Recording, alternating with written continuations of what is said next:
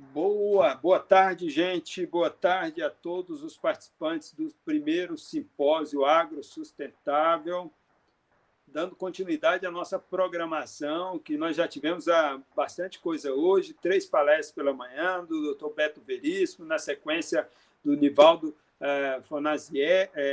Forastieri, e depois do Rafael Medeiros, e aí já na tarde o primeiro minicurso de MIP com o Jefferson Elias, e agora chegamos então ao minicurso sobre ferramentas da agricultura de precisão, que desde já agradeço a Ana Santos e a Giovanni Calisto pela gentileza de se colocar disponível para dar esse minicurso, que a gente queria muito que fizesse parte desse simpósio, uma vez que a agricultura de precisão é uma temática que está absolutamente inserida na questão do agro sustentável, com certeza.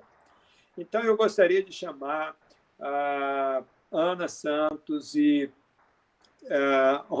o Giovanni Calisto para que viesse, se apresentasse e começasse o seu minicurso, que a gente está ansioso para ver aí as tecnologias que nós precisamos aprender um pouco sobre. Sejam bem-vindos. Ana, você pode começar? Oi. Pode começar. Podemos, sim. Pode. Então, vamos lá. Boa tarde a todos. Bem, antes de começar, eu queria agradecer muito ao professor Sandro, ao Diego, por todo o suporte que está nos dando, ao Departamento da Agronomia e ao Departamento da Engenharia Agrícola. Quero agradecer também ao meu parceiro de trabalho, Giovanni Calisto, que veio hoje compartilhar um pouco da experiência dele e dos nossos trabalhos que a gente vem desenvolvendo aí. Certo? Giovanni, quer se apresentar um pouquinho? Então, Ana, também obrigado a todos aí, os participantes, obrigado ao Diego pela assistência, tanto desde ontem aí nos ajudando, obrigado, professor, pelo convite, e obrigado você também, Ana, pelo convite e pela presença aí de todos os participantes desse evento. Show de bola. Então, nós hoje não estamos com o intuito muito de curso e tal, é mais uma conversa sobre agricultura de precisão, até porque o nosso tempo é um pouquinho curto, não vai dar muito para aprofundar sobre alguns temas, mas é importante falar sobre eles, nem que seja brevemente, certo? Então, vamos dar início. Bem, para quem não me conhece, eu sou engenheira agrícola, formada pela Universidade Federal de Sergipe, sou técnica em agronegócio, sou piloto de RPAS, classe 3, conhecida drone, né, mas popularmente falando. Sou instrutora de pilotagem também, de drones, de mapeamento e aerofotogrametria. Trabalho nessa parte de consultoria agrícola e ambiental, gestão de agronegócios, manejo de entregada de pragas. E aí, alguma dúvida que depois que vocês vierem surgir, vocês podem entrar em contato por esse número, pelo Instagram, eu respondo todo mundo, tá certo? E vamos lá. Boa tarde a todos, como já dito anteriormente, meu nome é Giovanni Ricardo Calisto, sou geógrafo, formei na Universidade do Centro-Oeste do Paraná, então Unicentro, atualmente faço mestrado na UniOeste, no estado do Paraná também, que é a Universidade Estadual do Oeste do Paraná. Defendi ontem meu mestrado, graças a Deus foi aprovado, aí só falta entregar as correções e o artigo final para pegar o título, então quase mestre. Atualmente trabalho aí já faz 10 anos com georreferenciamento de imóvel rural, até minha credencial é do INCRA FWWP, meu CREA também, tenho atribuição para aerofotogrametria e sou piloto de RPA classe 3 também.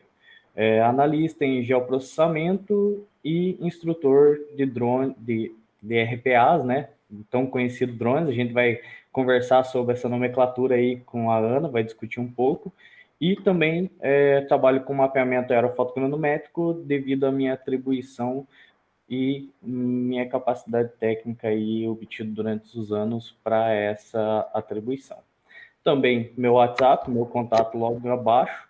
Estou disponível a todos e não coloquei ali ainda ontem, conversando com a Ana, mas eu tenho um canal no YouTube que ensina essa parte de processamento com dados de mapeamento aerofotogranométrico. É uma coisa rápida, é mais para as pessoas aí que estão iniciando, mas muitas dúvidas aí podem ser tiradas lá pelo YouTube e também pelo WhatsApp, atendo todos super bem aí, sempre de braços abertos. E quando não posso responder, demora um pouco, mas sempre no final do dia eu respondo. Então, Pessoal, eu indico muito que vocês entrem para quem quer aprender a manipular as imagens, fazer geoprocessamento, processamento de imagens. O canal do Giovanni ajuda muito no meu trabalho. Várias vezes eu esqueci algum passo, tinha alguma dúvida, eu estava lá e é muito válido, vale a pena conhecer. Vamos lá, dar início à nossa conversa. Tem algumas coisas sobre mim, para quem não conhece. Eu gosto muito de trabalhar com essa parte de instrução de cursos de extensão, palestras. O Giovanni também trabalha comigo com alguns cursos. E vamos falar. O nosso roteiro, nós vamos começar falando sobre o conceito da agricultura de precisão, as técnicas que envolvem, né? Quando a gente fala em agricultura de precisão, temos que falar obrigatoriamente de Sistema de Navegação Global por Satélite, o GNSS, sensoriamento remoto e o SIG, né? O Sistema de Informações Geográficas. Vamos falar também sobre os mapas de produtividade e gestão detalhada das lavouras. Esse é o nosso intuito dessa tarde. E para a gente começar. No finalzinho, a gente quer dar uma apimentada falando sobre os drones também, né? Porque hoje em dia, para a gente falar em agricultura de precisão, a gente tem que falar de drone, porque é uma ferramenta que veio com tudo, né? Isso aí. Muito presente no nosso trabalho. Então, o que seria agricultura de precisão? Tem vários conceitos, mas a gente escolheu aqui o que melhor define, melhor se encaixa, que é uma forma desafiadora de gerenciar os sistemas de produção, considerando que a lavoura não é uniforme. Esse é muito importante a gente não considerar ela como um todo, como igual. E ela é uma técnica, ela otimiza o uso dos insumos, ela busca um melhor retorno financeiro e ela causa menor impacto ao meio ambiente. Então, quando a gente fala de agricultura de precisão, é mais uma agricultura de informação. Como que a gente vai colher essas informações e como a gente vai fazer uso delas, né? A agricultura convencional, ela trata a área como se ela fosse totalmente uniforme. Só que isso não é a verdade. Então, a agricultura de precisão, ela vem para identificar a variabilidade e tratá-la de forma pontual. Quer acrescentar alguma coisa, Giovanni? Pode dar sequência. Pode dar sequência? Vamos lá. Eu não sei se vocês podem comentar aí no YouTube, colocar algumas perguntas. Enquanto eu estou falando, o Giovanni vai estar olhando. Quando o Giovanni estiver falando, eu vou olhar as perguntas, vamos estar respondendo. Fiquem bem à vontade. A gente está muito acostumado na atmosfera de sala de aula, daquela interação. Então, assim, esse é um ambiente muito novo para a gente. Mas vamos lá ver. Então, quando a gente fala em agricultura de precisão, a gente fala em fazer a coisa certa, no tempo certo, no lugar certo e da maneira certa. Eu ainda acrescento com a pessoa certa. Nós, profissionais das agrárias, temos, não digo a obrigação, mas é necessário que aprendamos a fazer uso disso para divulgar mais e para tornar ela mais acessível ao produtor rural. Certo? E nós ainda praticamos agricultura pela média, então é muito importante falar sobre agricultura de precisão, falar sobre as ferramentas que dispomos para poder propagar mais essa técnica, para poder fazer ela mais presente, crescer mais, né? E aí, quando a gente fala em agricultura de precisão, a gente fala em automação, tecnologia de ponta e análise de dados. Nós precisamos automatizar o sistema para melhorar a produtividade agrícola e a eficiência na utilização dos insumos. A tecnologia de ponta vai aumentar a segurança dos trabalhadores, vai modificar o cenário que a gente estava acostumado antes, e a análise de dados, ele vem diminuir os impactos ambientais e reduzir os custos. A gente vai falar um pouquinho mais sobre isso, como que isso é possível. E aí, quando a gente fala na AP, a gente tem que ver como que a gente coleta os dados, Normalmente, a gente faz isso com a colhedora, contendo o monitor de mapa de produtividade, a gente analisa esses dados, a gente faz dados da cultura, obtém dados do solo, e aí a gente vai interpretar essas informações por meio de modelos, por meio de mapas de aplicação, e depois de ter todas essas informações interpretadas, nós vamos aplicar os insumos. E aí a gente vai fazer essa aplicação com a adubação, com a semeadura, com a pulverização, totalmente de forma pontual e calculada. E hoje o drone ele vem para nos ajudar nessa parte de pulverização também. É uma das ferramentas que a gente usa.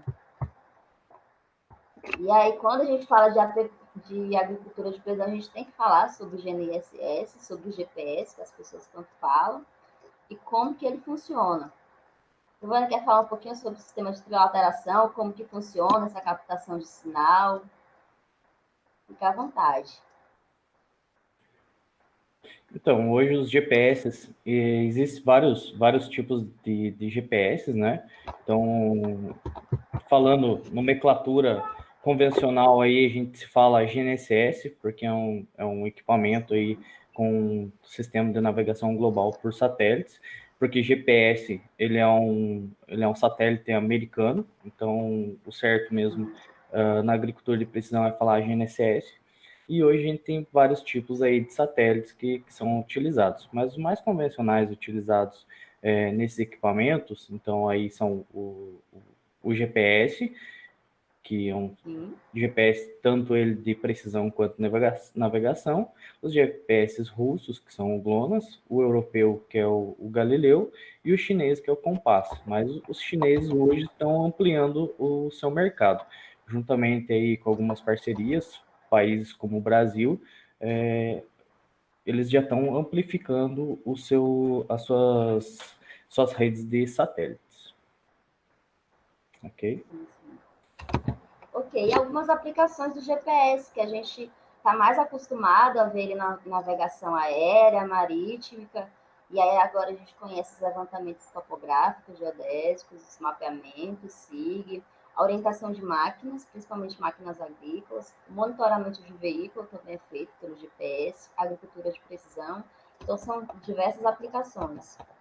E mesmo que o pessoal não está bem habilitado, mas o GPS hoje ele já está no nosso cotidiano. Você pode não estar percebendo, mas indiretamente o sinal do GPS ele está toda hora te localizando. E isso está coletando informações pelo teu celular. Então, se você sai, você vai na esquina, o celular já te avisa. Você pega o Google Maps, faz uma rota, ele já vai te avisar. Então, o GPS já está muito inserido já na nossa cultura e cada vez mais vai estar mais inserido. Então, o GPS mesmo sendo um GPS de navegação, mas ele está te orientando aos passos que você toma durante o teu dia, e também as grandes empresas como Facebook, WhatsApp e a própria a própria Google. Então eles estão toda hora coletando informações nossas a partir desses GPS. Você pode ver, se vai lá no Facebook, dá uma olhada do teu colega viajou para não sei aonde. Pô, mas como que... Aí você fala, você tá em tal lugar, mas como que você sabe? Ou o Instagram, ou o próprio Facebook contou ali, delatou a pessoa, né? Então a gente tá muito inserido nesse contexto aí. Ok, Ana? Pode seguir. Então, mesmo que a pessoa não entenda o funcionamento dele, mas faz uso, é verdade. Então, o que o GPS faz? Os receptores eles vão converter os sinais de satélite, todos os sinais que estão sendo emitidos, e aí ele vai converter isso em posição, velocidade e estimativa de tempo. E aí é com isso que a gente faz uso para a nossa agricultura. E aí, uma das utilizações é o piloto automático, ele consegue fazer isso pela captação de sinais de satélite. Isso ajuda muito no planejamento, no controle da semeadura. Ele só fica devendo um pouquinho nas manobras de cabeceira, porque aí ainda vai necessitar o controle do homem ali na máquina, mas é uma ferramenta muito usual. E graças ao GPS, sem o sinal de navegação, não seria possível implementar nas máquinas agrícolas. E como você falou ali, né, Ana, você colocou anteriormente que tem os sinais de GPS, né? Então, de GNSS, você colocou o RTK, mas a gente não pode esquecer que hoje a agricultura está utilizando mais o RTX, né? Então, porque o RTK, ele precisa de ter uma base fixa, a partir dessa base, com uma repetidora, então, toda uma infraestrutura muito grande deve ser feita para esse equipamento funcionar. E hoje, com a implantação do RTX, ele já vem inserido aí toda essa comunicação entre, não necessita mais uma comunicação entre o rover, a base e o satélite. Hoje ele só está inserido entre rover e satélite. Então é o RTX, ele veio aí para a agricultura de precisão, para otimizar mesmo principalmente essa demanda, de não necessitar aquela infraestrutura tão grande, um custo tão alto, e otimizar todo o produto ali sendo feito pelos maquinários, né? Sim, sim. E querendo ou não, já entrando na parte de drone, é aquela tecnologia que consegue embarcar no próprio drone, sem que precise fazer a topografia convencional, a implantação dos pontos de controle, né? Tem essa possibilidade. Isso, hoje com o RTK, né? O RTX ainda para o drone ainda não tá inserido. Ainda, né? Mas como a tecnologia está avançando aí, esperamos que em pouco tempo a gente tenha aí a não necessidade de utilizar aí pontos de controle e pontos Pelo de menos diminuir, né, verificação. a quantidade. Sim, sim.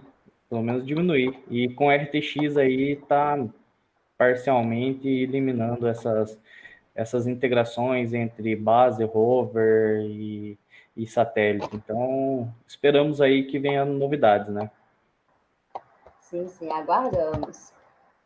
Então, com a tecnologia GNSS, a gente pode aplicar nas máquinas agrícolas e aí fazer os mapas para aplicação a taxa variável, enquanto a máquina se desloca, e aí por meio desse mapa é possível fazer essa aplicação, a taxa variável. Com isso, você consegue diminuir muito a quantidade de insumo e você danifica menos, porque a agricultura é uma atividade que danifica não, mas ela exige muito do solo. Então, quando você controla o que é que você está depositando, você tem um retorno não só financeiro, como também a parte sustentável, né? A nossa missão é produzir cada vez mais, agredindo menos ainda o meio ambiente. Então, é muito importante conhecer a tecnologia para poder estar praticando isso. E ter menos expansão de área também, né, Ana? Porque hoje o povo, a ideologia do pessoal que é expansão de área. Então não é expansão de área, e sim trabalhar com o solo que a gente tem. Se você fizer o manejo correto, a fertilização correta, tudo correto no solo, não precisa ter tanta demanda, tantas extensões de áreas. Porque se você vê, na década de 80 era produzido 20 sacas de soja, dependendo do tipo de solo, dependendo da região e tal. Era TCH aí de cana era X. Então, você via uma diferença. Hoje, com a agricultura de precisão, você vê um aumento na saca de soja, você vê um aumento no TCH da cana, você vê um aumento aí da qualidade desses produtos. Então, tudo a partir de uma agricultura de precisão exata, né? Então, uma exatidão para você aumentar a produtividade, não aumentar de área.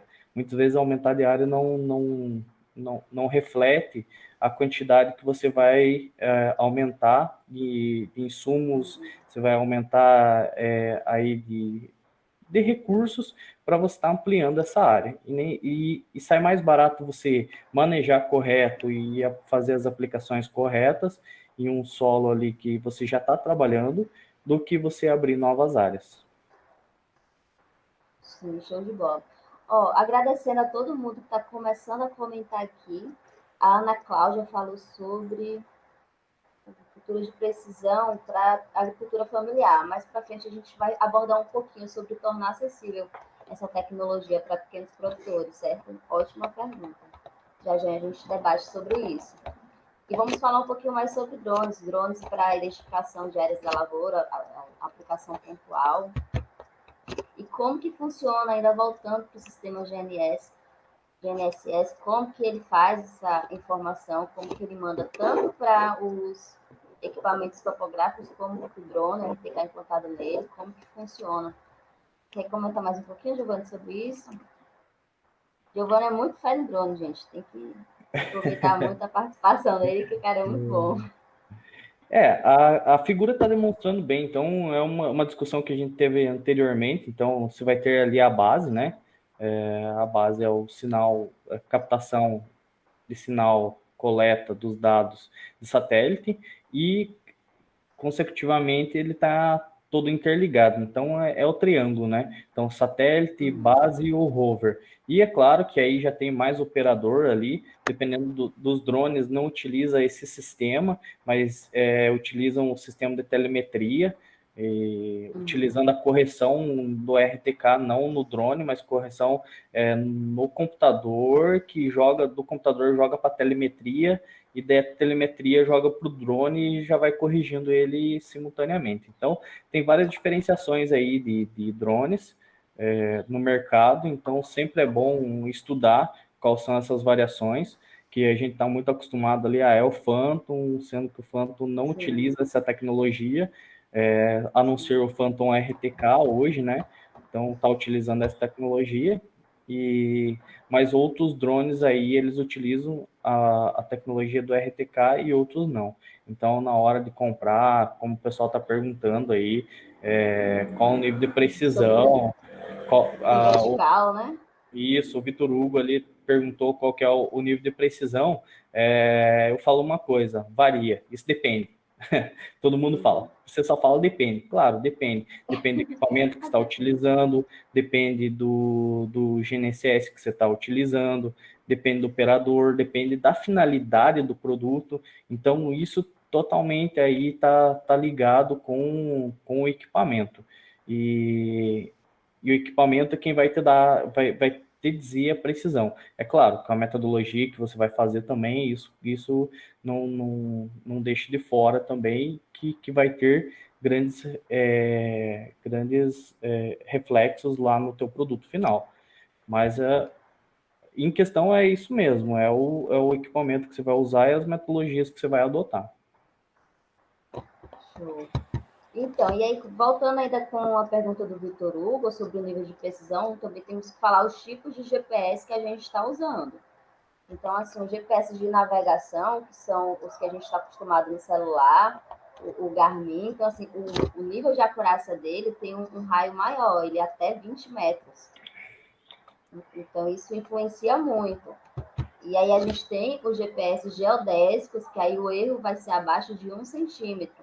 Então, quando a gente está trabalhando com drones que não tem o sistema RTK embutido neles, aí a gente faz uso da topografia para justamente reduzir esse nível de erro. Porque também tem a ver com a quantidade de sinais que ele vai estar captando e tudo mais. Então, realmente varia bastante. Isso, como a Ana tá falando, GPS aí GPS de navegação geralmente estão inseridos no nosso tão conhecido DJI Phantom.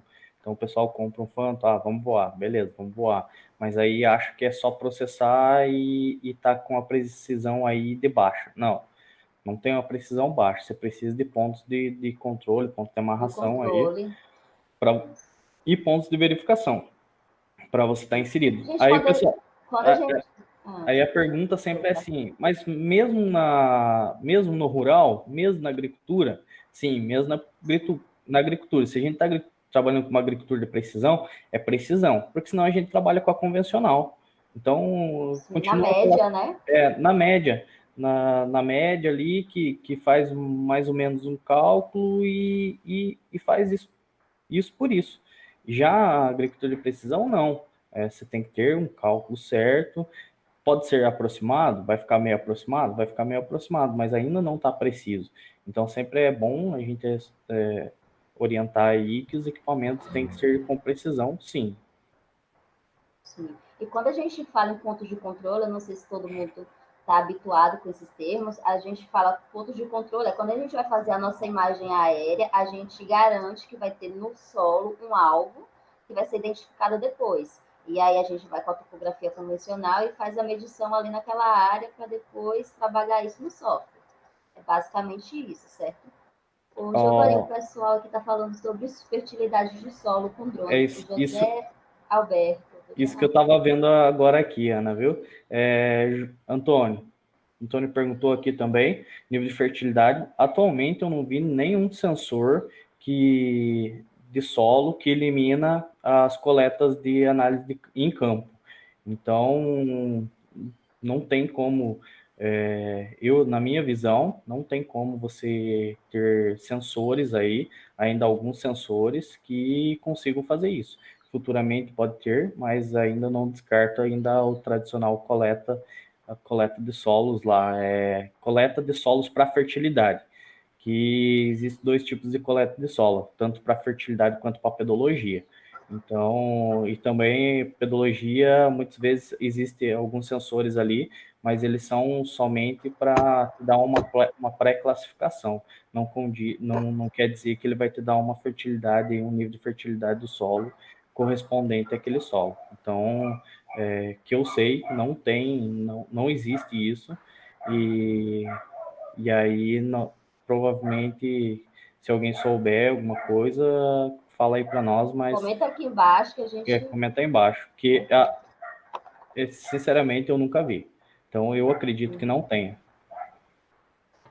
Pronto, então, voltando lá, os tipos de GPS, tentando retomar aqui, é importante a gente falar que eles são diferenciados de acordo com o nível de precisão, certo? E aí vai variar bastante qual o trabalho que você vai fazer. Se você precisa de um mapeamento, se realmente precisa de um GPS geodésico, a gente entra na parte de PEC, PCD e tudo mais. E aí varia bastante. E a gente entra também, quando fala em agricultura de precisão, na parte de sensoriamento remoto. E aí, o que seria o sensoriamento remoto? Seria a utilização desses sensores para a aquisição das informações sobre objetos sem que haja o contato direto entre eles. E aí ele começa a ser explorado com as fotos aéreas, a videografia, a filmagem, cenas trabalhadas individualmente, como fotografia, e imagens de satélite. E hoje a gente trabalha muito com sensores proximais. Então, alguns anos atrás, a gente trabalhava muito com imagem de satélite ainda. Só que qual o problema? É a parte do GSD, a qualidade dessa imagem. Então, o drone veio aí para nos dar mais precisão, mais qualidade de imagem. E também ali a parte temporal, né? Então você tem a coleta de satélites, ele tem uma passagem da órbita ali de tantos em tantos dias, como o Sentinel tem de 7 dias. Muitas vezes o tempo tá nublado, então o tempo tá fechado, você não consegue enxergar.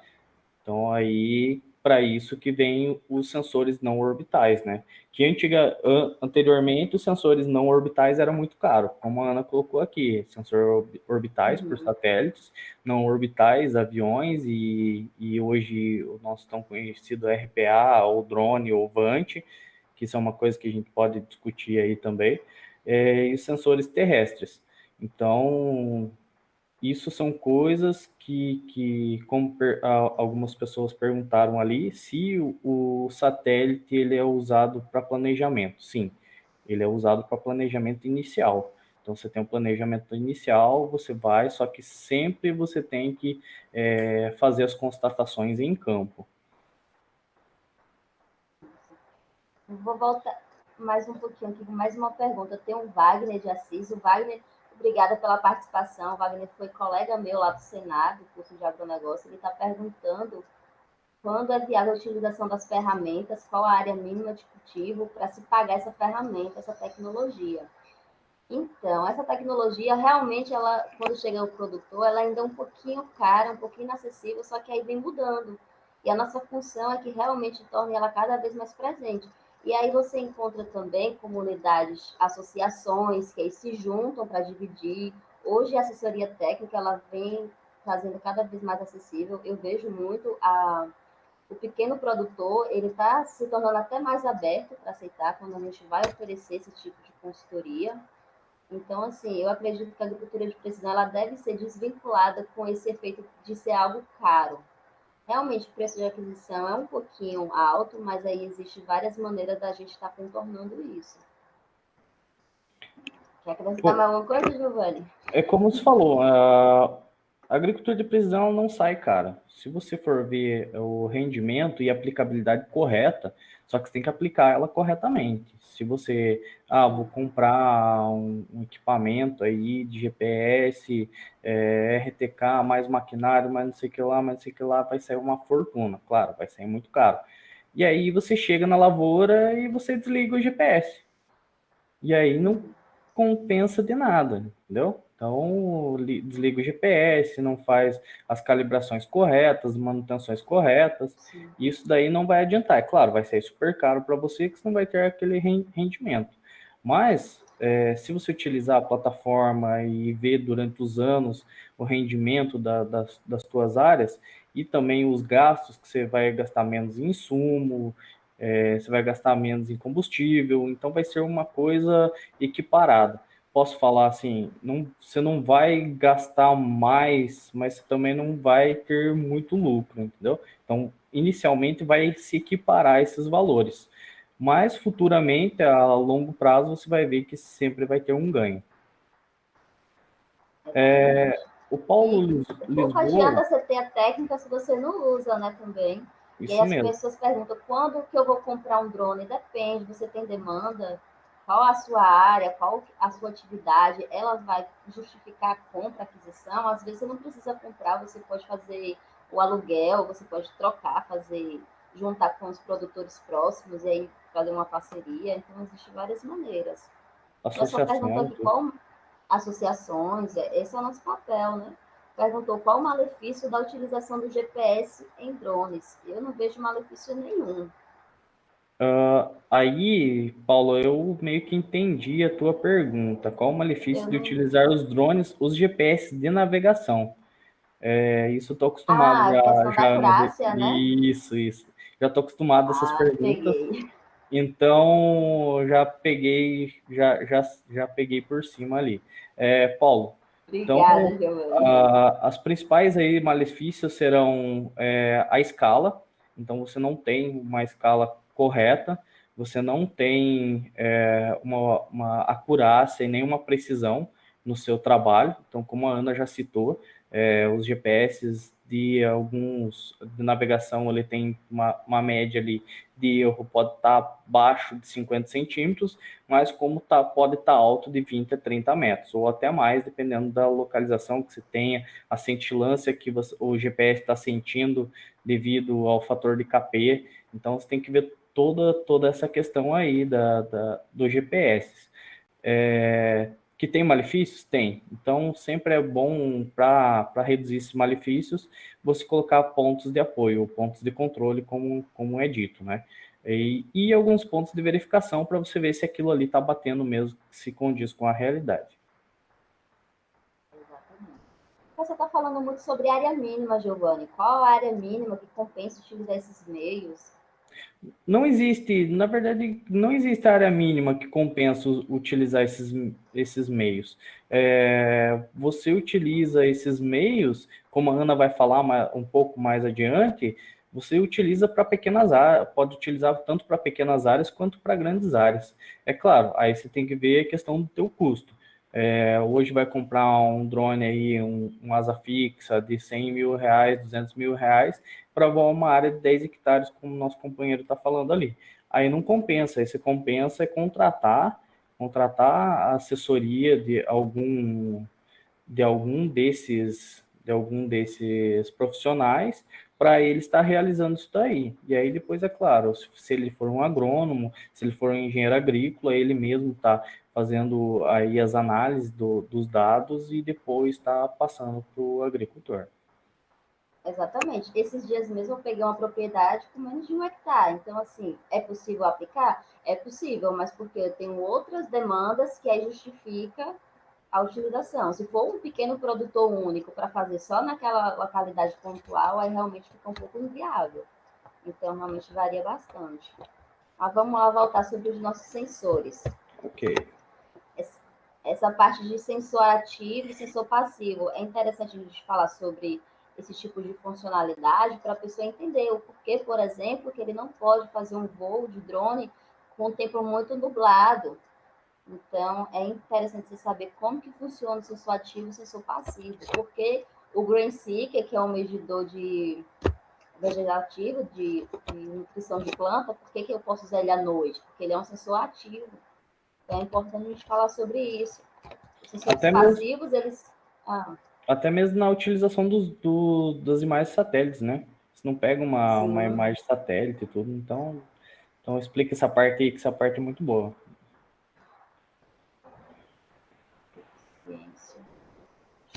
O Sandro está falando sobre as reboleiras, a gente estava comentando ontem. Dá uma lidinha lá para a gente dar uma olhada.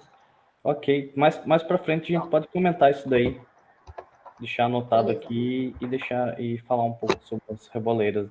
Aí, voltando sobre os sensores ativos, a gente tem o sensor BRINSIC, que é muito usado para essa parte de NDVI, certo? E a parte de como o sensoriamento ele funciona para a agricultura. Como que a planta, ela...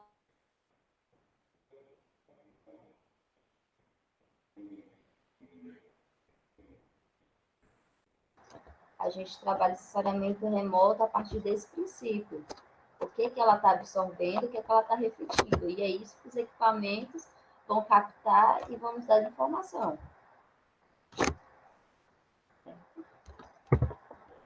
E aí o que a gente conhece, nosso NDVI, quando a gente faz os nossos mapas, nossos mapeamentos. O Giovanni trabalha, e não só tem esse índice, tem vários outros. A Giovanni fica aí à vontade para contribuir, porque ele trabalha muito com essas coisas. Então, o NDVI hoje ele é muito utilizado, então ele é o queridinho aí tanto dos agricultores quanto dos agrônomos. Nós mesmos, geógrafos, amamos o tal do NDVI, mas tem que sempre tomar cuidado, tanto ele de imagem de drone quanto ele de satélite. Sempre está ali, principalmente os profissionais que vão utilizar esses dados, então sempre fazer as correções atmosféricas, que são utilizados na imagem, tanto do Sentinel quanto Landsat, que são as mais utilizadas. Então, até mesmo no levantamento com drone, fazer a calibração com as placas calibradoras, tanto ele, a Mica Sense já vem com a placa calibradora, quanto a Mapir, você tem que, mesmo a Mapir sendo uma adaptação, mas muito utilizam também para essa finalidade. Então, a Mica Sense, Sequoia, essas são câmeras aí que já são multispectrais, que trabalham com essa correção. Então, sempre deve-se tomar esse cuidado. São as mais usadas, né? Isso, são as mais usadas. A Sequoia são as mais conhecidas. Aí tem algumas adaptadas aí, como a Exmobot, hoje ela trabalha com algumas adaptações da câmera para cultivo de cana.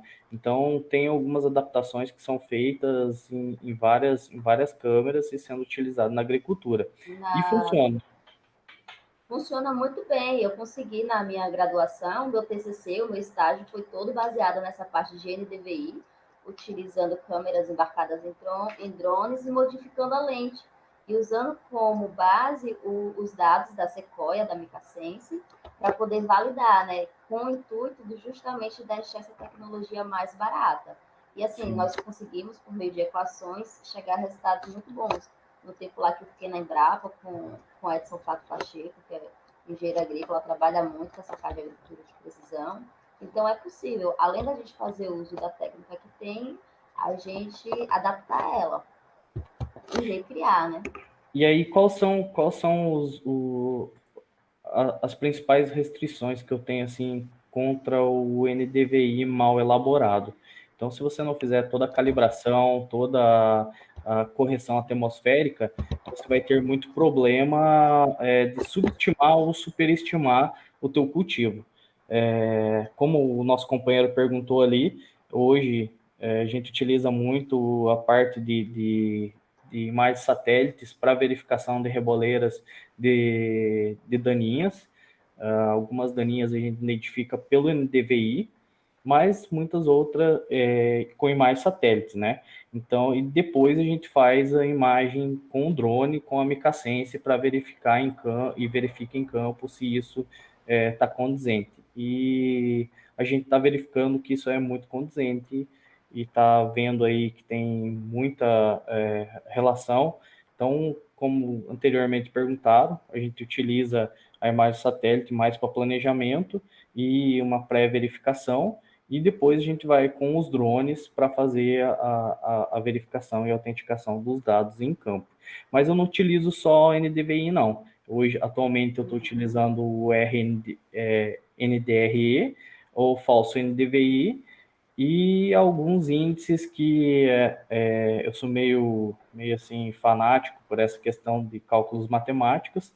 Aí eu dou uma entrada, eu entro lá no Index, não sei se todo mundo conhece, mas é um site que tem todos os índices.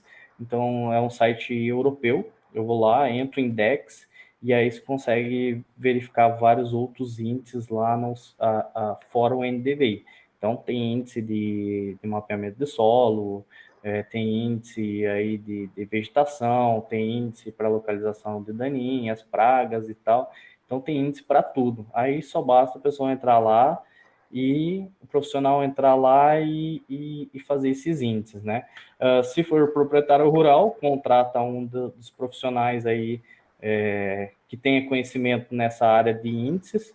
Então, de índices e claro, posteriormente também as análises serão feitas em cima desses índices, se são condizentes e tudo.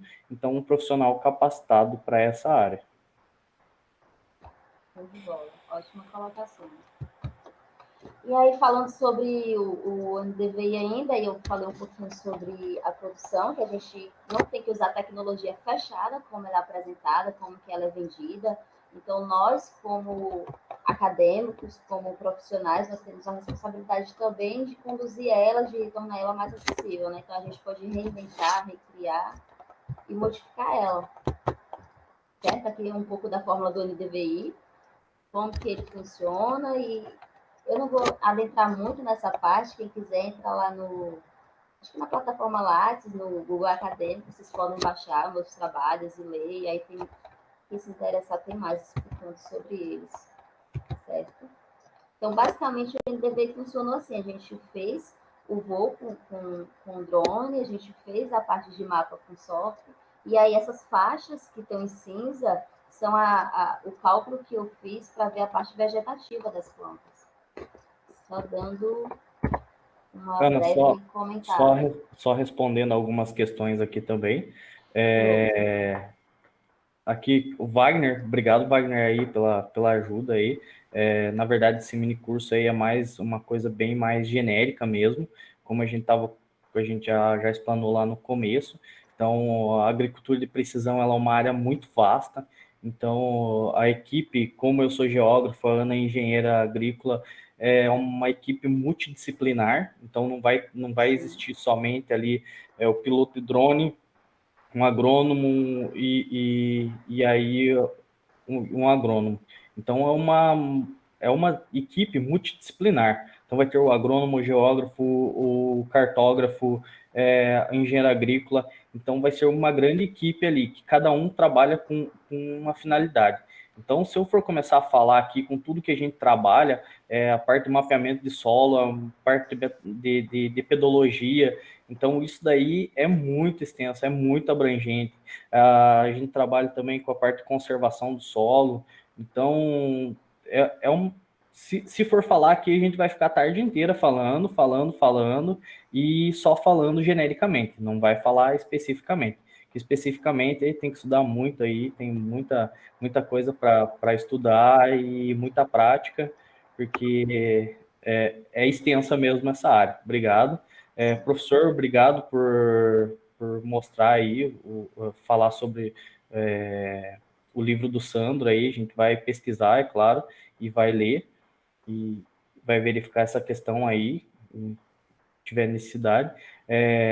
O Dinho perguntou, para o uso do drone, é necessário cursos específicos? Sim, Dinho. Para hoje, com as novas legislações que estão vindo, o drone não está sendo mais aquele negócio que é comprar um drone e sair voando por aí.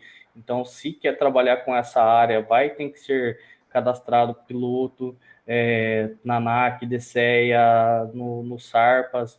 então tem que estar tudo relacionado junto com a legislação. Fora que aí, muitas vezes, o profissional, dependendo se for empresas, vai ter que ter atribuição para aerofotogranometria, equipamento vai ter que ter o CAER, algumas empresas têm que ter o Ministério da Defesa, então o cadastramento da Defesa, como nós estávamos falando, é uma coisa bem complexa. Se eu for falar só de drone, isso vai um curso só para falar de mapeamento com drone e toda a sua legislação em cima. A questão ainda tem a questão de seguro e tudo, então é uma coisa bem abrangente. Normalmente os cursos duram 100 horas no mínimo só para essa parte de drone específico. E aí dentro disso a gente começa a abrir vários cursos. Tipo, a gente faz curso só de índice de vegetação, a gente faz curso só de SIG para agricultura. Então, realmente é muito abrangente e a gente consegue só mesmo comentar uma conversa, não dá para aprofundar muito. E em relação ainda sobre o curso, não é só a certificação, também o que é que você pode fazer, porque, tipo, na agricultura você tem altura permitida de voo, na zona urbana você tem uma outra altura de voo permitida, então você tem que conhecer. Então, como que você conhece isso? Você tem que se aprofundar bastante. A legislação vai vir tanto, ela está vindo, né, uma legislação mais rigorosa também, ela está vindo uma legislação já própria para a parte da agricultura, aplicação de insumos, então a legislação brasileira, ela está entrando entre o nível mais elevado aí na questão de fiscalização, e a gente acha que não, muitas vezes a gente acha que não, mas uma denúncia, algo parecido, ele sempre ocorre.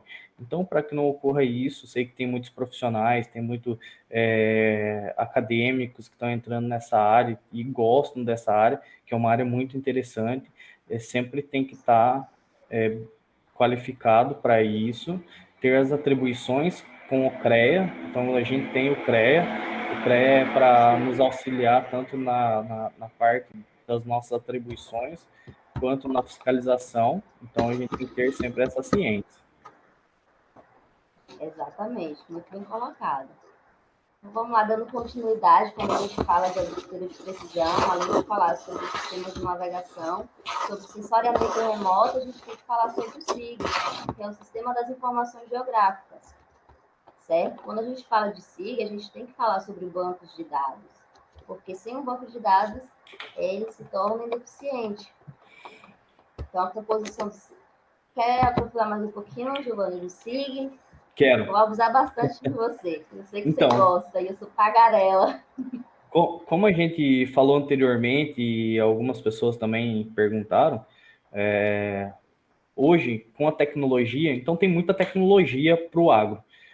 Antigamente o pessoal falava assim, não, quem mora na zona rural lá não tem celular, não conhece nada, e era assim, era um preconceito que tinha. Mas na verdade é bem o contrário. O agro hoje, o pessoal do campo está muito mais tecnificado, está muito mais por dentro das informações, eles estão sempre mais coletando informações do que o pessoal do urbano. Então, o pessoal do urbano acha que uma rede social isso é coleta de informações. Não, isso não é coleta de informações. E aí, aonde se trabalhar todas essas informações? Como que você vai trabalhar? Uma infinidade de informações. Você vai trabalhar no Excel, que tem um limite ali de caracteres e de linhas e colunas que você tem que colocar? Não, você não vai trabalhar dentro do Excel. Mas você quer espacializar isso. Então, você tem que trabalhar dentro de um SIG. Até mesmo o SIG, uma integração entre um SIG e um dashboard, ele acaba se transformando um resultado uma melhor visualização e uma melhor tomada de decisão. Então, o SIG serve para isso. Então, ele serve para integrar grandes dados. Hoje, aí, com a nossa tecnologia avançada do Big Data, Machine Learning, Deep Learning, ontem a discussão foi muito legal. Ontem deu vontade de gravar, gente, porque fluiu muito. E sim, conversa eu, a Ana, o Diego ali. Até nem sabia que o Diego era agrônomo também e é um expert em tecnologia. Então, muito legal. Hoje você começa a discutir essas questões aí E é uma coisa que ontem eu falei tanto para o Diego quanto para a Ana. Hoje, profissional, ele não é a graduação, ele vai ser só mais um curso, porque só mais uma qualificação, porque a qualificação você vai se qualificar tanto no mercado de trabalho, quanto no mestrado, doutorado e assim por diante. E nunca esquecer que a gente sempre está avançando na tecnologia.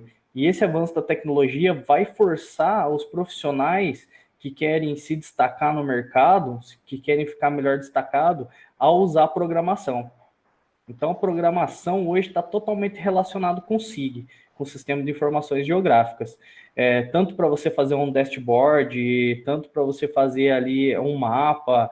Então, tudo isso daí vai estar relacionado. Essa discussão entre Big Data, Machine Learning, Deep Learning, isso daí são discussões já antigas que estão entrando agora no nosso meio, que esse meio tem que ser um meio super qualificado para tua melhor tomada de decisão e também os teus lucros e resultados ser muito maior do que hoje a gente tem. Então, o SIG é uma base para isso, é uma base que você tem que conhecer um sistema de informação geográfica, como a Ana colocou ali, tanto para tabular dados, tanto para tabular dados digitais, fotografia, aéreas, sensores, elaboração de mapas, relatórios, estatísticas e entre outros aí. Então, não basta só conhecer o SIG, mas também agora os profissionais querem ser destacados, eles têm que começar a levar esse ramo também para programação.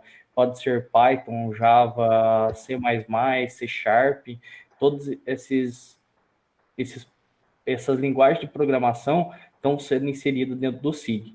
Hoje, um SIG que a gente mais usa, então, é o QGIS, que ele é um software livre, free, que a gente usa muito. E eu era adepto ao ArcGIS há um tempo atrás, era apaixonado pelo ArcGIS, e a universidade, tanto onde eu fiz a graduação, quanto no mestrado, tinha licença, então a gente era apaixonado, fazia aqueles mapas e tal, e achava aquilo mil maravilhas, incríveis e tal. Quando eu conheci o QGIS integralmente, porque eu conhecia ele com preconceito de ser livre, quando eu conheci ele totalmente, eu falei, não, apaixonei, esse está sendo o meu... hoje ele é meu carro-chefe. Eu faço muita coisa de programação dentro dele, automatização de dados repetitivos. Então, preciso fazer um NDVI de 100 imagens. Num clique eu consigo fazer isso. Um clique eu consigo fazer. Eu preciso de fazer um relatório. 2 cliques eu faço o relatório, porque ele já tem uma programação por trás disso que ele me transforma todos os resultados. E ainda a gente quer evoluir muito mais, porque tem muito mais evolução. Você dá um clique, ele já sai o produto final. Então, aí a pessoa fica com o pé atrás e tal, com isso. Mas se você programar certinho, souber as etapas, tudo do SIG, você tem todo esse conhecimento aí na palma da tua mão com um clique. Até mesmo alguns relatórios de aplicação de insumos por avião, isso tudo está sendo já por avião ou por drone mesmo, insumos químicos e biológicos já estão sendo feitos aí com um clique só dentro do QGIS.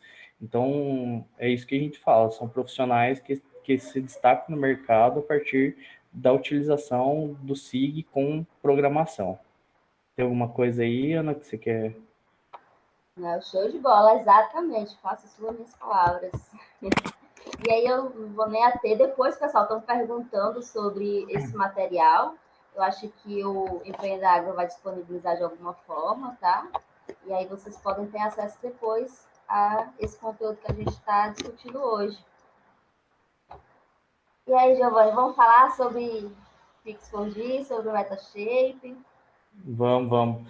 Só quero responder uma pergunta aqui do Wagner, que ele tem uma dúvida aí, quais são as ferramentas que ele pode coletar dados com precisão. Então, não precisa falar todos, a gente já falou praticamente quase todos aqui, Wagner. Então, sensoriamento remoto aí, orbital por satélites, não orbital com os VANT, drones, e entre outros. Coleta de pluviometria pluviógrafos, tudo isso daí a gente consegue a partir de estações ou até mesmo de estações elas particulares. Então, a estação ali, muitos produtores hoje estão adquirindo sua própria estação. Então, para saber quais são as questões climáticas, né? Então, precipitação aí, não vou falar chuva, porque chuva é uma das precipitações. Então, aqui no sul, a gente tem muita questão aí de geada, isso é uma precipitação também. Então, ontem eu estava tomando mate aí, e o Diego e a Ana estavam só olhando, e que aqui no sul Verdade. é costume. Na verdade, estou em São Paulo, né? Mas eu sou sulista, sou do Paraná, do sul do Paraná. Então, mantenho a minha cultura ali. Fora aí, questão aí, voltando, a gente já falou bastante sobre essas soluções, mas existe muito mais. É claro que tem muito mais. Luciano, isso aí, QGIS é o software aí mais utilizado, um dos mais utilizados, né? Então, você vê aí o dashboard aí de tempo de utilização, desde 2005 para cá, se você vê a taxa, assim, você vê o dashboard, você vê o QGIS lá embaixo, aí depois você vê o ARC e tal, se compara, você vê o QGIS está lá em cima. Então, ele já e além de ser um software livre, né? E que você mesmo consegue criar seus próprios plugins. A partir de Python, C++, C Sharp, então você consegue, até o C normal, você consegue trabalhar, porque ele é baseado em C, né? Ana, vamos discutir aí? Vamos sim. Sobre... Pessoal, o que a gente colocou aqui são softwares que a gente usa bastante para a parte de mapeamento aéreo, principalmente com as imagens obtidas de drones. E aí são os queridinhos que a gente mais usa. Nenhum desses são livres, né, Giovanni? Isso, nenhum deles Todos são eles são livres. plataformas pagas. Isso, hoje são plataformas licenciadas, pagas. Hoje tem as plataformas já estão no módulo de licença anual, então você consegue pagar a própria licença anual, como o Pix4D. O Metashape ainda não está com essa oferta, mas o Pix já está. Mas para plataformas free, a gente tem o OpenStreetMap, o Open Drone Map. O Street Map é de ruas, né? Então é mapeamento. O Open Drone Map, a gente tem um grupo brasileiro sobre esse software. Ele pode ser integrado tanto dentro da Microsoft aí com Windows quanto o Linux. Ele tem até o próprio sistema operacional dele, que é o próprio Open Drone Map, só que ele tem que pagar uma pequena taxinha ali. Se eu não me engano, são $50 para pessoa física e $200 para pessoa jurídica. Mas é um software aí que ele está em desenvolvimento, é como o QGIS. Ele começou lá embaixo e eu acho que em pouco tempo, tanta gente otimizando ele, criando, que ele vai estar no nível tanto do Pix4D quanto do Metashape.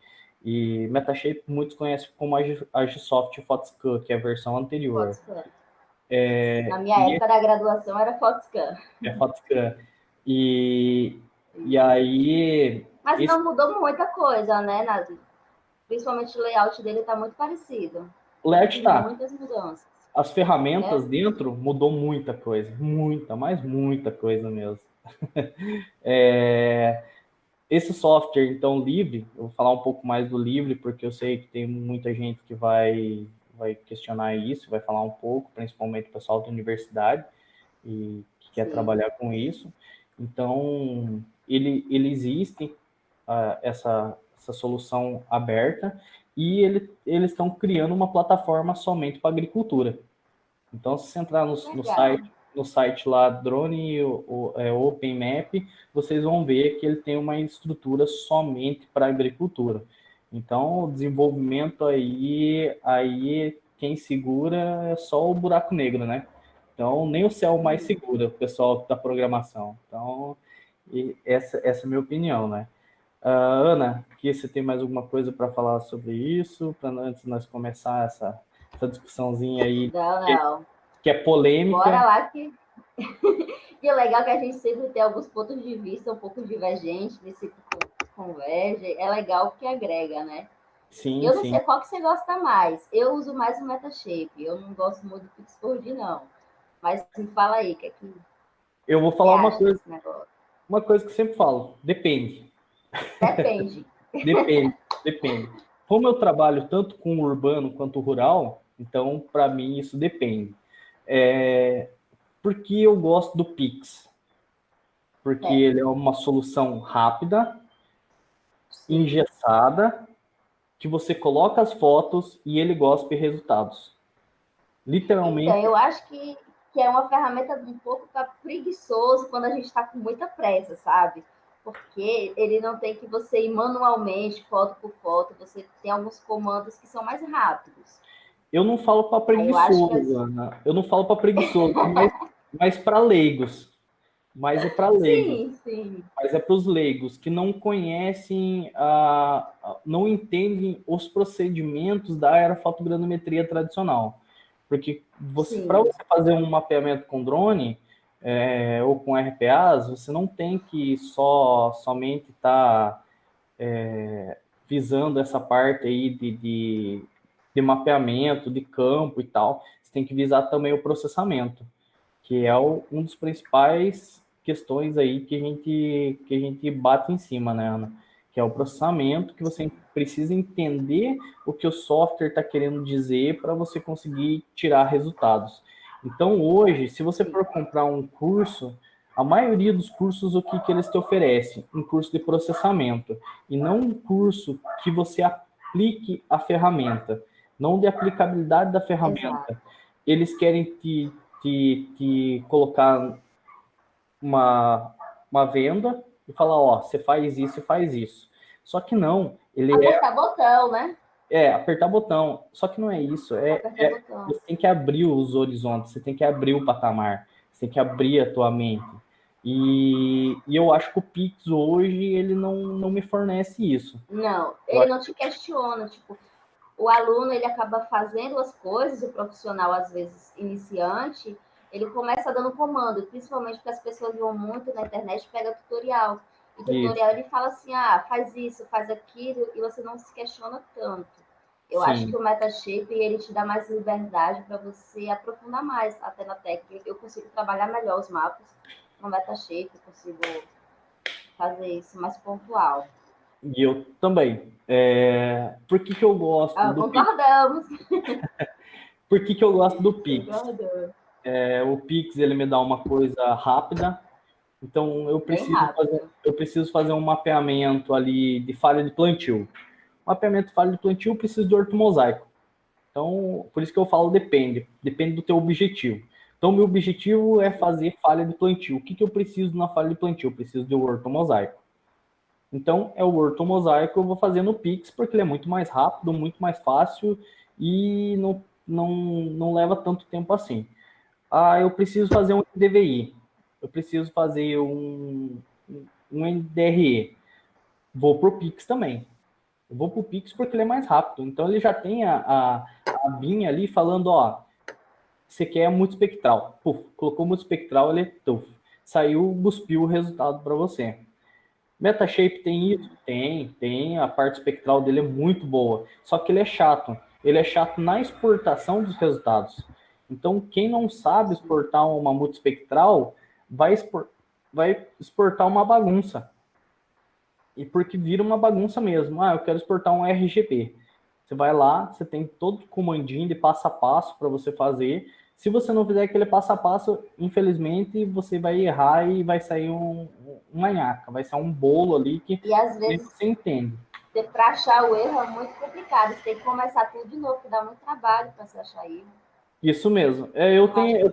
Eu tenho uma experiência um pouquinho maior, eu acho o erro pelo produto ou pelo relatório.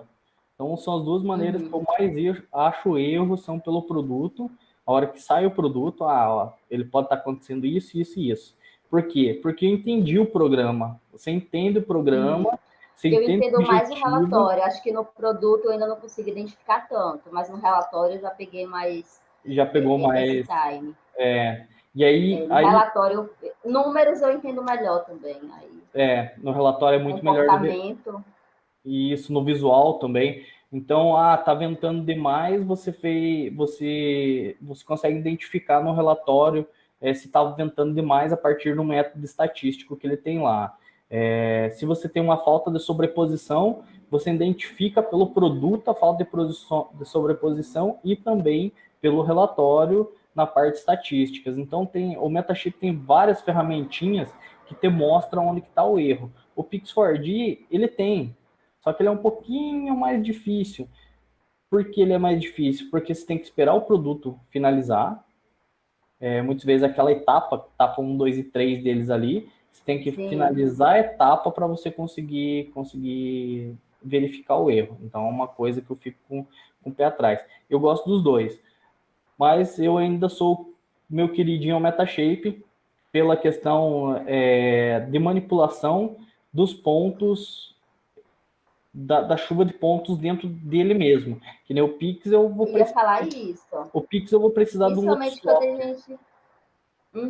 Quando a gente faz muito, pessoal das agrárias, a gente faz muito essa parte de INCRA, de georreferenciamento, e a gente tem que se atentar à PE, que é o padrão de exatidão cartográfica, e aí quando aquele ponto de controle que a gente trabalha não consegue dar o resultado dentro da PE, que a gente não consegue no Pix4D, por exemplo, manipular ele, tratar ele tipo de forma isolada para aproveitar. Se ele não ficar bom, não usa.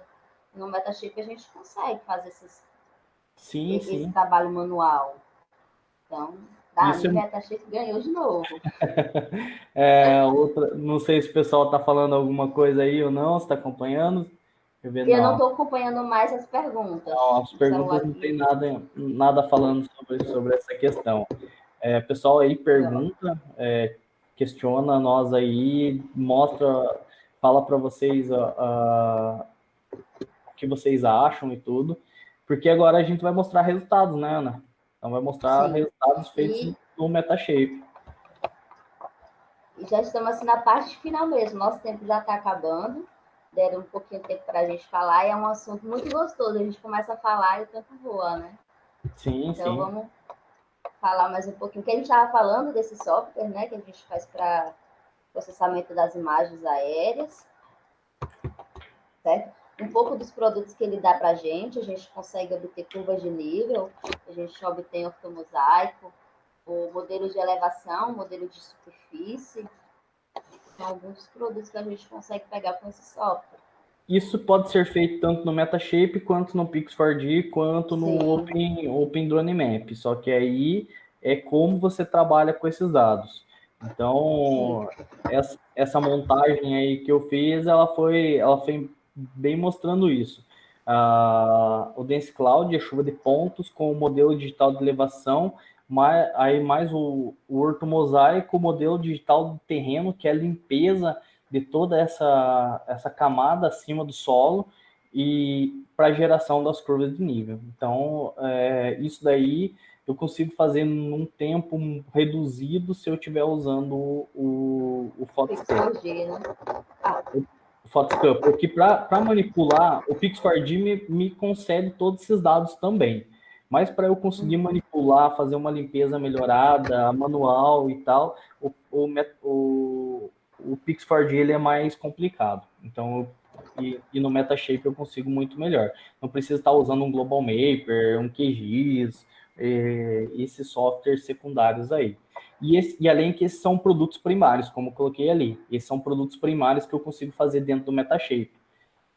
E a próxima slide também é um produto que a gente faz dentro do Metashape.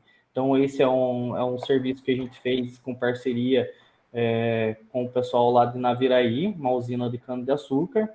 E aí eles precisavam saber a quantidade de bagaço que tinha de cana nessa área. E a gente foi lá, eles foram lá, fizeram voo com drone, mandaram para mim, eu processei, fiz toda a parte do processamento e o cálculo de volume. E esses são os resultados. E bateu muito, muito precisamente. Então, teve uma variação. Se for fazer na topografia convencional, vai ter sim. Então, por quê? Porque na topografia convencional, você vai ter pontos espaçados, que aí vai gerar uma interpolação por triângulo, por vizinho mais próximo, pelo IDW, então você vai fazer uma interpolação. Aqui não, aqui é uma chuva de pontos do que está no real. Então ele pode dar uma variação para mais quanto para menos, por essa questão, que não é interpolado, e sim vendo o que está o real lá em campo. Show de bola. Aqui alguns produtos, então, que a gente gera produtos secundários, né? Então, tanto o modelo ali de MDT, a partir do MDT a gente consegue gerar todos esses modelos, tanto o MDT como o MDE. Por que eu gosto do Metashape? Porque dentro dele eu consigo fazer todas essas questões aqui de conservação do solo. Então, que é um dos elementos para a conservação do solo, né? Porque eu não posso falar que isso é conservação, porque não é. Conservação do solo tem vários atributos que você utiliza, várias técnicas para você retirar um terraceamento. Então, usa declividade, aqui na parte altimétrica, né? Eu uso o MDT, que é o modelo digital do terreno, parte psométrica, uso declividade e uso as curvas de nível. Consecutivamente, esses dados também vão para um segmento que vai ver aí tempo de recorrência de chuva, eventos extremos, precipitação, o tempo e a largura da bacia de contenção.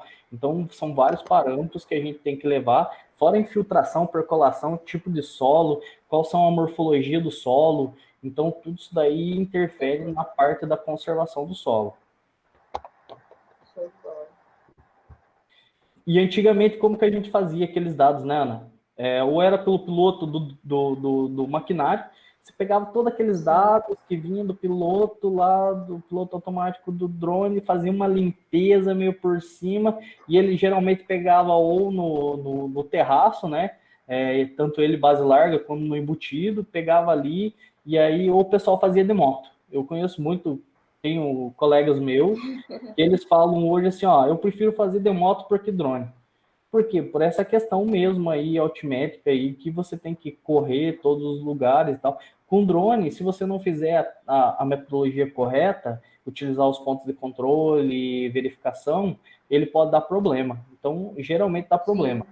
Porque o pessoal hoje está acostumado o quê? Fazer o levantamento altimétrico, pegar as curvas de nível, contar tantas curvas de nível e colocar um terraço. Até por isso, eu acho errôneo se chegar e falar que uma curva de nível é um terraço, porque não. Ele é curva de nível. Nível é a representação do terreno em 2D. Terraceamento é uma contenção hidrossedimentológica que é implantada no terreno para conter o fluxo de escoamento superficial e hidrossedimentológico para a infiltração dessa água que escoou. Então, que escoou até nesse canal escoador ali do terraceamento, né? Isso é algo bem mais amplo. E é bem mais amplo. E esses levantamentos podem ser utilizados. Então, como a gente falou, a questão do drone não é aquela coisa da topografia convencional que você olha assim... Somente, né? Fazer só topografia, só levantamento urbano, somente levantamento de falha de perfil. Tirar foto, né? Aí depois começamos a falar, não, dá para fazer mapa. E agora dá para... Então, assim, cada vez mais a gente está divulgando o que é que se pode fazer além, né? É isso mesmo. Aquela coisinha que a gente tá. Essa é uma área lá em Maringá, que, na verdade, a gente fez o levantamento, sim, para codificação de volume de aterro, corte e aterro da estrada, mas aí, com minhas ideias mirabolantes, como meu colega fala, que tem umas ideias meio mirabolantes, eu apliquei um conceito de fluxo de enxurrada, IDW, em cima disso daí e consegui verificar onde estão os processos erosivos laminares dentro desse plantio de cana. Então, a gente vê que interfere totalmente dentro dessa área. Então, a gente vê ali, tem sulcos, tem ravinas, e parcialmente se transformando a partir, se levar em consideração o IPT aí de 1990, a gente vê que áreas estão se transformando também em vossorocas. Então, está vossorocando ali e tal, concentração do fluxo dentro da estrada. Então, com isso, será que essa estrada está correta, planejada desse jeito? Será que os terraceamentos estão contendo? Hoje tem várias técnicas aí, como técnicas do difuso. Muitas vezes ela não é muito conhecida, mas é o sistema difuso aí. Tem aqui em São Paulo, principalmente, é muito usado, mas hoje a gente está vendo que ela é um dos sistemas aí que são utilizados não para represamento da água, mas sim para escoamento da água. O terreno, e ele está ajudando, e as linhas de escoação eles estão ajudando a água a escoar, e não ela a se represar, que é o que acontece os estouros aí de terraços e represamentos, né? E degradação do solo, e captação do horizonte A, que perde fertilidade, que fica no horizonte B, e não sei o que lá. Estuda a parte dos solos, a maravilhosa parte dos solos que eu aprendi a amar nos últimos anos. Então, com a minha orientadora, então aprendi muita coisa aí, e hoje trabalho muito com isso. Outra coisa, produtos secundários. Hoje a gente trabalha aí com o X-Farming para a parte da Exmobot, para a parte de falha de plantio em cana, né? Então eles estão fazendo vários outros softwares para trabalhar no agro completo. Então no milho, soja, eles já estão fazendo isso daí em conversa com o Giovanni, com o Vitor, que é um dos vendedores. Eles já me falaram que estão fazendo essa parte. E também alguns algoritmos que eu mesmo consegui gerar, que foi a detecção de falhas para a área de citros. Então, para mapeamento de citros, e consecutivamente dá para ser implantado também na área de silvicultura, né? Então, só que aí é um pouquinho de programação, como a gente falou. Você tem que programar um pouquinho para conseguir tirar esses dados. Aqui também na segunda imagem, mostrando o local da falha de plantio mesmo, onde ela mostra que o corpo mosaico, ele descreve certinho onde está a falha de plantio, como era feito antigamente. Você ia no campo, jogava uma equipe, a equipe ia fazendo as medições de falha, né? Então hoje não necessita mais disso daí. Você tem um horto mosaico. A gente otimiza bastante tempo, né? Totalmente. Claro que aí você tem que ver o tempo da cana, quanto tempo essa cana tem, se ela já perfilhou, se ela já está perfilhada, o perfilhamento já está fechado. Tudo isso daí você tem toda uma técnica em cima para você estar verificando esses dados. Aí nessa outra são a questão do paralelismo, né? Se tem paralelismo entre as linhas de escação, se eles não têm, qual é o paralelismo, juntamente já tem as falhas. Então é um software bem robusto, bem complexo mesmo, muito bem feito, e ele está dentro, e claro, ele é licenciado, mas ele é manipulado dentro do QGIS. Então, é uma coisa maravilhosa, que você não precisa pagar licença do software, como alguns aí que você tem que utilizar, que é muito utilizado na agricultura de precisão. Então, acho que seria bacana, aí como a gente está vendo, a Microsoft, todos os outros, algumas empresas grandes já estão trabalhando com a licença free, né? Licença aberta. E só que aí só vendendo os plugins. Eles estão vendo que é muito melhor fazer assim do que você cobrar licença e depois cobrar o software, cobrar plugin, cobrar. Então as empresas já estão muito mais acessível, porque o mercado cresce, né? O mercado cresce e a demanda cresce, e isso tudo vai crescendo.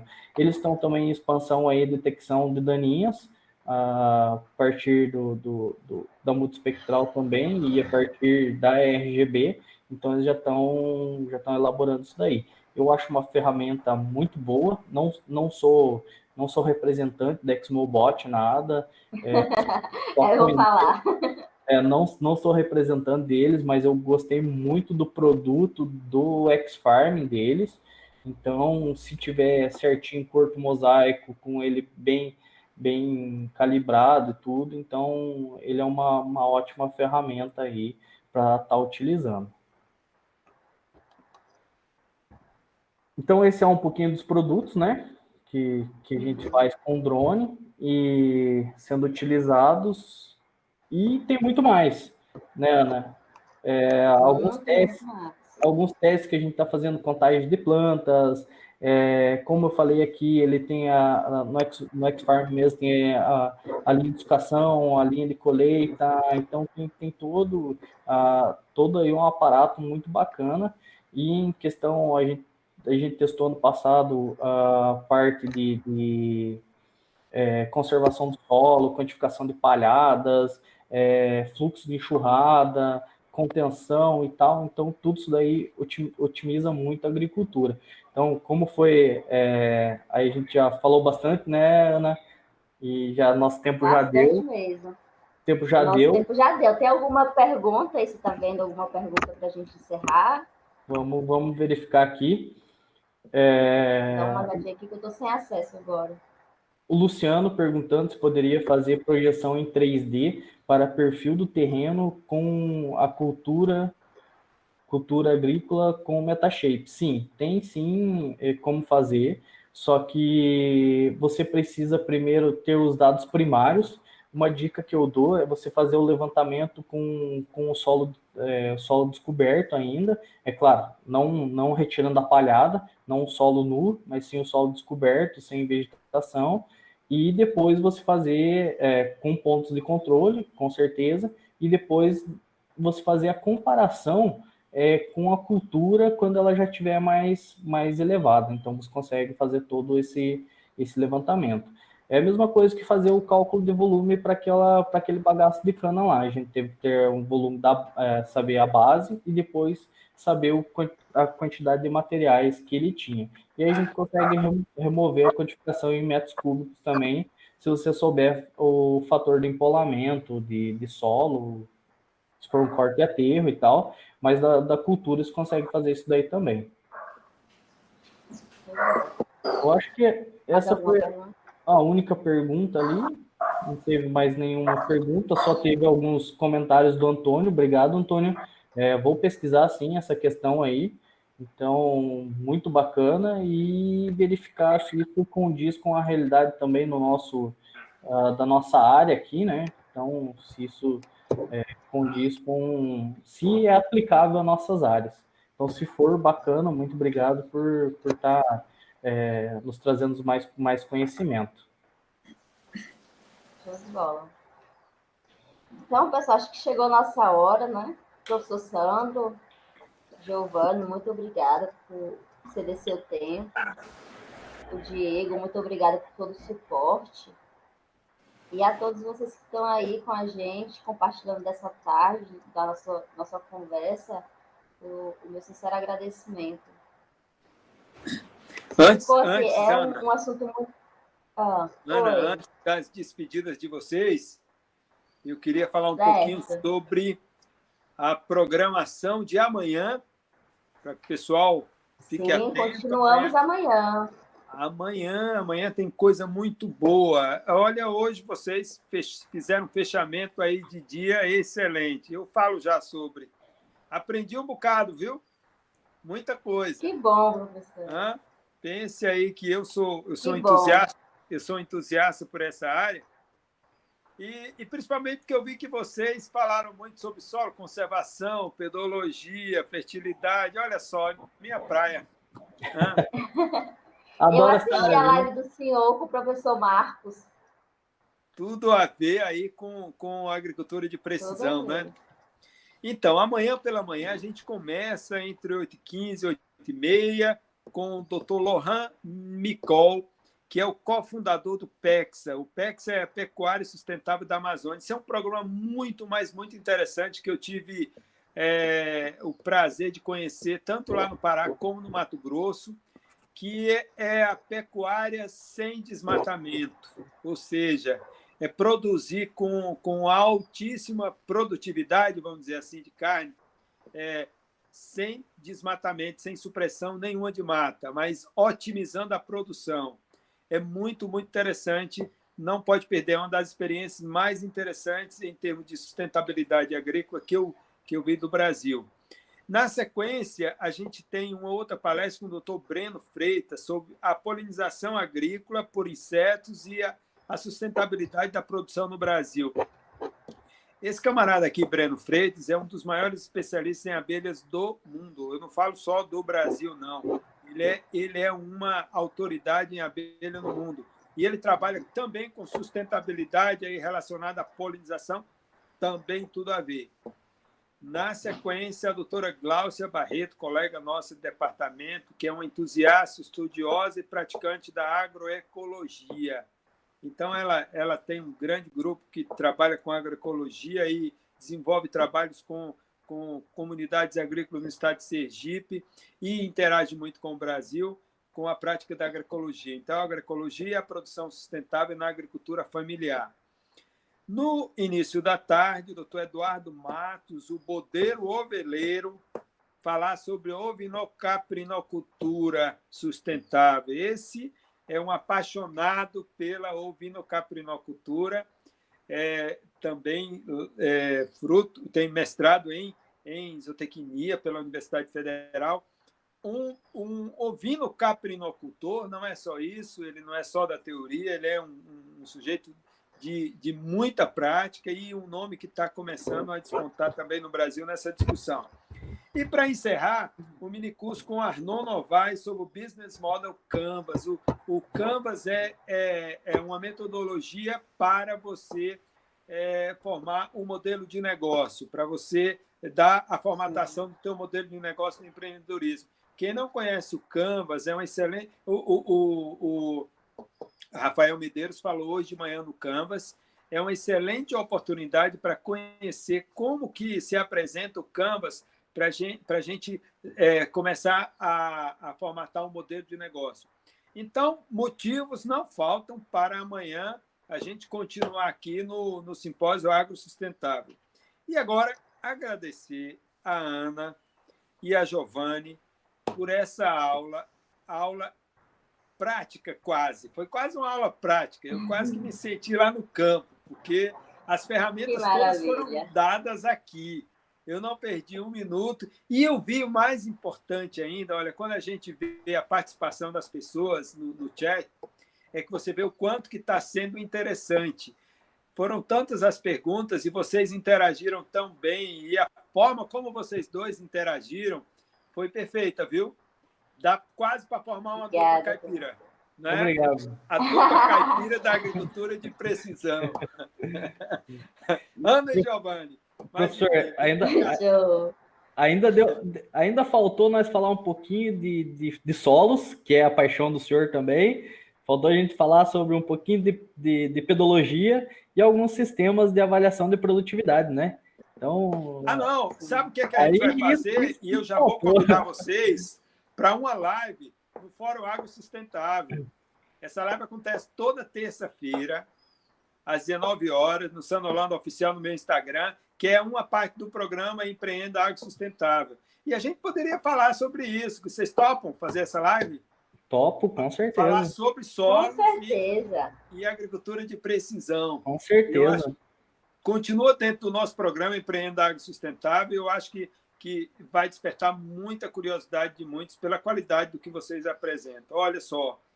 Ana, falou de trincheira e de trado, pode me chamar, professor, que nós cheira solo até... Olha só, rapaz, e olha, uma coisa perigosa é uma trincheira com o pedólogo dentro, hein? E o pior é se fizer uma trincheira de 6 metros nos nossos latossolos, viu? Pois os latossolos de vocês têm uma profundidade que a gente não encontra o material de origem, só no Japão, né?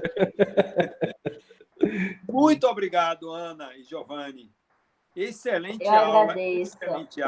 Muito obrigado mesmo. Foi muito bom. Eu posso dizer isso sem medo de estar sendo piegas ou com falso elogio. Mas é porque foi bom mesmo. E a forma como vocês trocaram, jogaram essa bola aí, um passando a bola para o outro o tempo todo, deu uma dinâmica tão interessante que o tempo passou que a gente nem percebeu.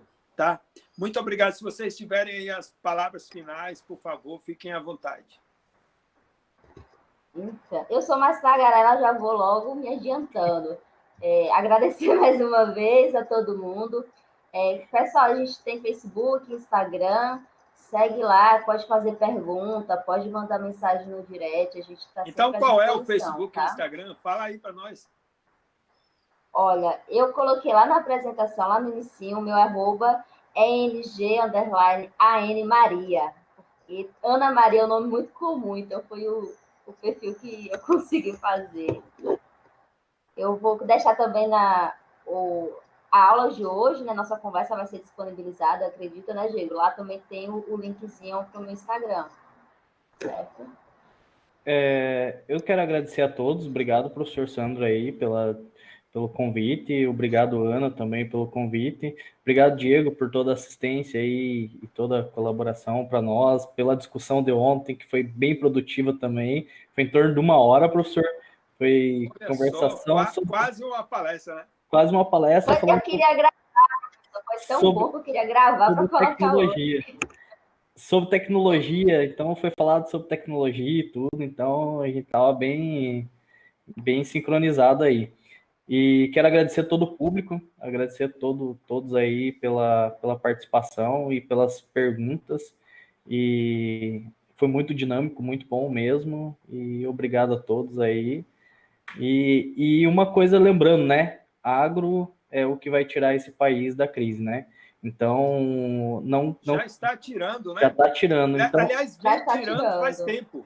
E se trabalhar sustentável, o agro sustentável ele vai alavancar muito mais, não somente a economia, mas também a nossa cultura e a nossa demanda por alimentos vai ser neutralizada, né? Então, se a gente trabalhar com todos os pilares da conservação e da produtividade, eu acho que elas trabalham todas juntas.